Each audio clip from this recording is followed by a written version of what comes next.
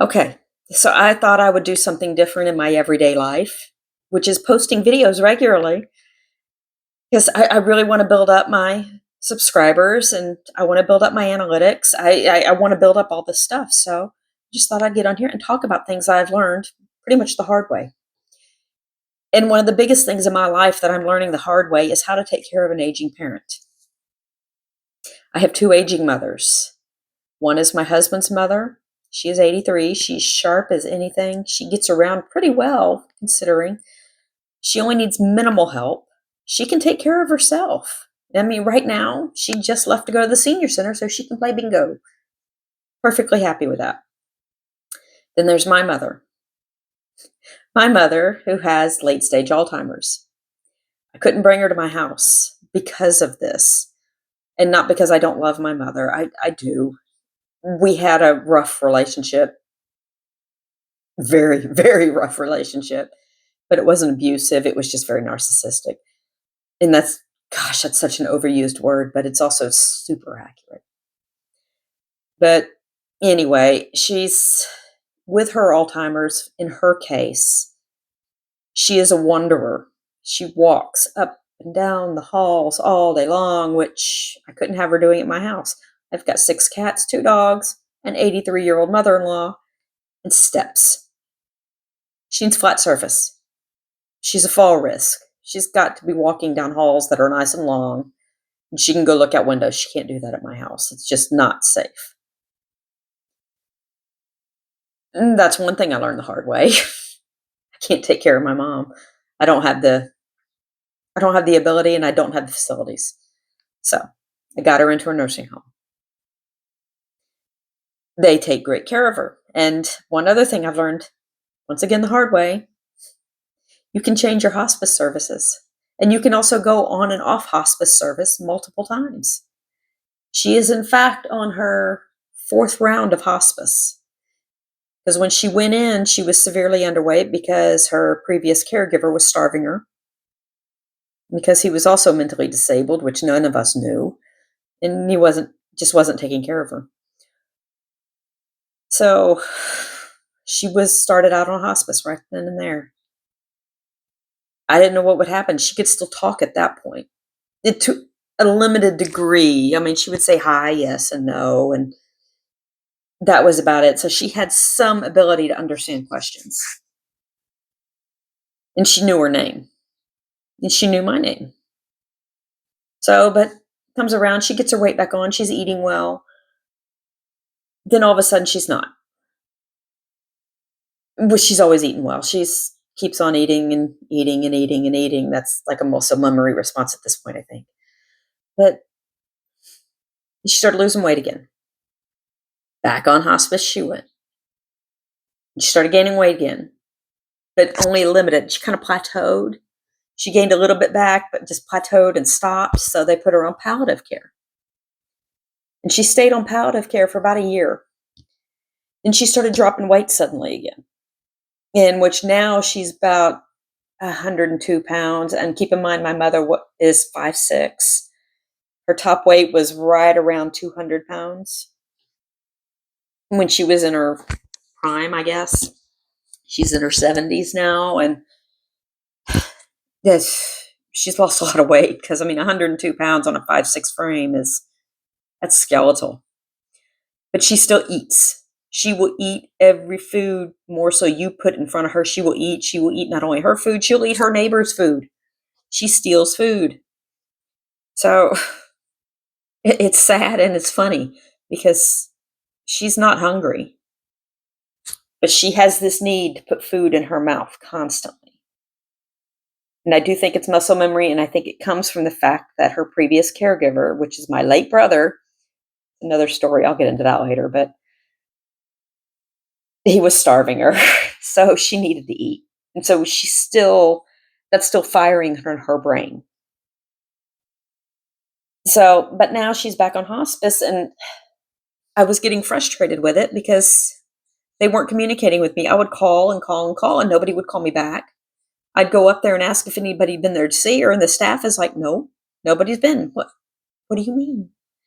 I had asked in January that they take her off all the doctor's medications, all the doctor prescribed medications, like metformin. If you've got an aging parent on metformin, please, please, please, I can't tell you enough, get them off of it. It enhances the Alzheimer's. It makes it worse. But she was on hypertension medication. She's on all this stuff. She's lost all this weight. Why is she taking something for hypertension? Why is she taking a diabetic drug? She doesn't have diabetes. The fact is, she never had diabetes. Everything she had could have been controlled with diet, but her doctor insisted on putting her on a diabetic drug, when all he really needed to do was send her to a nutritionist and teach her how to eat properly. That's all he needed to do. But it's not what he did. So, moving on. So now, like I said, I had asked in January, take her off these medications. They didn't do it. And of course, I didn't find out about this. I thought everything's hunky-dory. Yeah, sure, we're going to do it. We're going to do it. They never did it. So I go start talking to a new hospice company, and I tell them I had wanted her taken off all the drugs. Well, they pull up all her paperwork, and well, she's still on it. So I go up to the nursing home, and I raise holy hell with them. Nicely, mind you, because I am not going to get. I have just found that being nice gets a better response than being vicious and mean and turning into, for lack of a better term, a Karen. Not going to do it. So, had a long conversation with the lead nurse there at the nursing home, and she said, "Okay, we'll get it off," because I'm making a note of it right now, and I'm going to call the doctor. Great. Later that day, I get a call from the doctor's office. The nursing assistant says, "I'm just confirming you want her taken off all these medications." I said, "Yes, I do not feel they're helping her. I actually feel they're making the situation worse." Even the nurse agreed with me. She goes, "Well, yeah, you're probably right." Okay. So, get her off all the medications. The new nursing service, or the new hospice service, I should say, calls to clarify. The nurse there, "Well, it's still on her documentation." What? I asked them previous month. I asked them in January. Take her off all the medications. Well, they're still going to give it to her if it's still on her documentation. Get it off. So I don't care what you got to do. Get it off. She gets it off. She's off the medications. I have confirmed. She is off the medications. Well, then all of a sudden, I get a charge in her checking account for the pharmacy. What? So, another thing I learned, call the pharmacy. Not only do you have to follow up with the nursing staff at the nursing home, you have to follow up with the hospice staff multiple times. You have to follow up with the doctor's office, and you have to follow up at the pharmacy. Long conversation with that lady. "You're sure about this?" "Yes, she doesn't need to be on it." She goes, "Well, yeah, at this stage of life, you're right. She doesn't need to be on it." Get her off of it. "Do you want us to keep the account open?" Wait a minute, what? She goes, "Well, a lot of times when people when they get off these medications, they just close the account. Sometimes they keep them open." I said, "Well, what's the benefit of that?" She goes, "Well, we might be able to cover anything that hospice doesn't cover, because if anybody's been on hospice before, you know that there is a comfort care pack that provides the medications." I've seen more than one hospice nurse discuss these, so they're out there. And she goes, "Yeah, sometimes they don't cover that stuff." So she goes, "What we'll do is I'll follow up with your hospice service, see what they're giving them, and if there's any gap." There's not, but just in case. So it's like, well, okay, that's probably a good idea. We'll go ahead and keep the account open. I just don't really anticipate there being any charges to it. I said, "That's fine." I said, "For now, that's fine." But like I said, these are things I didn't know. And I'm learning all this. I'm getting a crash course in it. I'm getting a crash course in Medicaid too, because even though my mother doesn't qualify for Medicaid, because what she did, what some may also not know, that when a spouse passes and one spouse has better Social Security benefits than the other spouse, the living spouse can sign some documentation with the Social Security Administration and they can now start taking their deceased spouse's benefits. So, because my mother did that, she started taking my late father's spousal benefits. She is now disqualified for getting Medicaid. So, with that in mind, if you know you're going to have to go into a nursing home, don't do that. Because then that puts you on the hook for anything. Because now I do actually have to pay for my mother to be in a nursing home because she is disqualified from Medicaid. She's like $200 over what their limits are.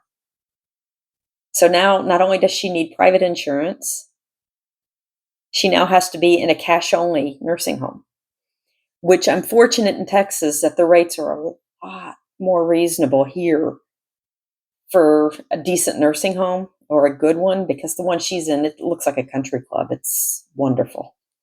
And it's actually very reasonably priced. So I know in a lot of places in the country, you're paying $8,000 to $10,000, if not more, for nursing home. I'm paying under $6,000. So I'm quite happy with that. And it's also easy for me to get to. So, things you got to learn the hard way when you start dealing with aging parents. Not only do you have to take care of some of them because they can't do it for themselves, learning how to give my mother-in-law showers. That was funny.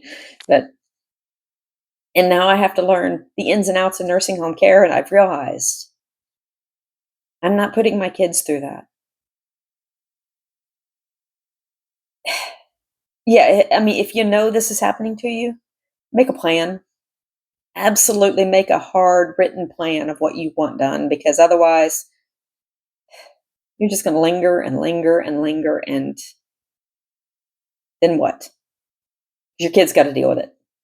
Anyway, if you want more stuff like this, please be sure to comment, like, and subscribe. And, let me know if you want to hear any other stories, because I'd love to share them. And, well, here I am. I've got time. So, see y'all on the go run.